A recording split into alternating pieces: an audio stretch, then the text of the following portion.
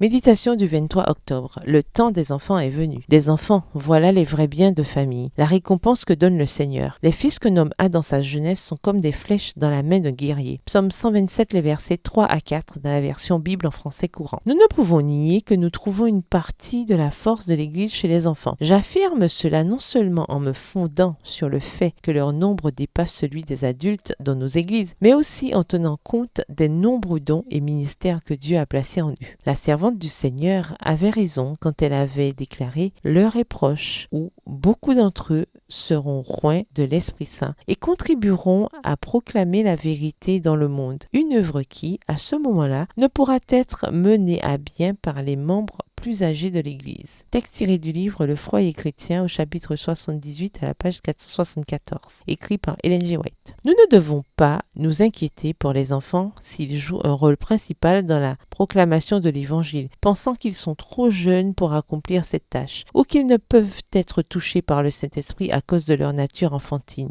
Dans les dernières scènes de l'histoire, un grand nombre de ces enfants et de ces jeunes étonneront les gens par le témoignage qu'ils rendront à la vérité, qu'ils présenteront avec simplicité, mais aussi avec courage et puissance. On leur aura inculqué la crainte de Dieu et leur cœur aura été touché grâce à une étude de la Bible faite avec sérieux et dans un esprit de prière. Texte tiré toujours du livre Le foyer chrétien. Les familles et l'Église sont donc concernées par la tâche sacrée de préparer les plus petits à accomplir leur mission évangélique. Cela peut se faire à travers la préparation d'espaces, de programmes et de ressources préparées pour eux, où ils peuvent développer leurs capacités et être encouragés à donner leur vie au Seigneur dès leur plus jeune âge. Les familles et les églises qui reconnaissent cette tâche et assument cette responsabilité avec sérieux accomplissent une mission sacrée. Rien n'importe plus que l'éducation de nos enfants et de nos jeunes. L'Église devrait éveiller et manifester un intérêt profond dans ce domaine, car aujourd'hui, comme jamais, Satan et ses armées sont déterminés à enrôler les jeunes sous la noire bannière de la ruine et de la mort. Texte tiré du livre Conseils aux éducateurs, aux parents et aux étudiants, au chapitre 5 à la page 134. Les enfants de l'Église, pris en charge par des adultes sages et qui craignent Dieu, sont comme des flèches dans les mains d'un guerrier. Bonne journée, que l'Éternel vous bénisse.